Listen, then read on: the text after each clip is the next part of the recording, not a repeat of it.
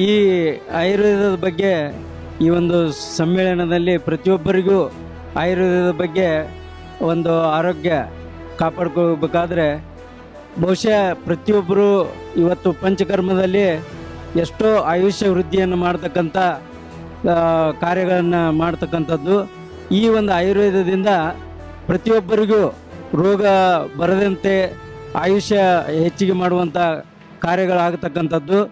ಬಹುಶಃ ಆಯುರ್ವೇದದ ಬಗ್ಗೆ ನಾವು ಹೇಳ್ಬೇಕಂದ್ರೆ ನಮ್ಮ ಆಹಾರ ವಿಹಾರ ಮತ್ತು ನಮ್ಮ ಔಷಧ ಯಾವ ರೀತಿ ಇವತ್ತಿನ ಕಾಲದಲ್ಲಿ ಆಯುಷ್ಯದ ಬಗ್ಗೆ ಪ್ರತಿಯೊಬ್ಬರು ಅದರ ಬಗ್ಗೆ ಒಂದು ಜ್ಞಾನ ಮತ್ತು ಈ ರೀತಿ ಒಂದು ಕಾನ್ಫರೆನ್ಸ್ ಮಾಡೋದರಿಂದ ಪ್ರತಿಯೊಬ್ಬರಿಗೂ ಆಯುರ್ವೇದದ ಬಗ್ಗೆ ತಿಳುವಳಿಕೆ ಮತ್ತು ನಮ್ಮ ಪಂಚಕರ್ಮವನ್ನು ಮಾಡೋದರಿಂದ ಆಯುಷ್ಯ ಜಾಸ್ತಿ ಆಗ್ತಕ್ಕಂಥದ್ದು ಮತ್ತು ಯಾವುದೇ ವಾತ ರೋಗಗಳಾಗಿರ್ತಕ್ಕಂಥ ಸಂಧಿವಾತ ಇವೆಲ್ಲ ಕಾರಣಗಳು ಆಗತಕ್ಕಂಥದ್ದು.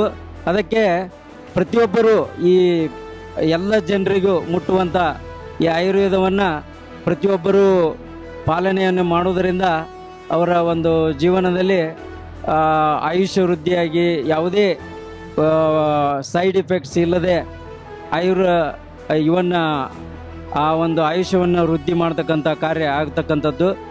ಈ ಒಂದು ಆಯುರ್ವೇದ ವೆಲ್ನೆಸ್ ಕಾನ್ಫರೆನ್ಸ್ ಏನು ಗ್ಲೋಬಲ್ ಆಗಿ ಮಾಡಿರ್ತಕ್ಕಂಥದ್ದು ಇದು ಪ್ರತಿಯೊಬ್ಬರಿಗೂ ಹಳ್ಳಿಯವರಿಂದ ಹಿಡಿದು ಎಲ್ಲರಿಗೂ ಇದರ ಬಗ್ಗೆ ಜ್ಞಾನ ಕೊಡ್ತಕ್ಕಂಥದ್ದು ಅತಿ ಮುಖ್ಯ ಅಂತ ಹೇಳಿ ಆಯುಷ್ಯ ಟಿ ವಿಯವರು ಇದನ್ನೆಲ್ಲ ಮಾಡಿರ್ತಕ್ಕಂಥದ್ದು ಅವರಿಗೆ ಕೃತಜ್ಞತೆಗಳನ್ನು ಹೇಳ್ತಾ ನನ್ನ ಎರಡು ಮಾತನ್ನು ಮುಗಿಸ್ತೀನಿ.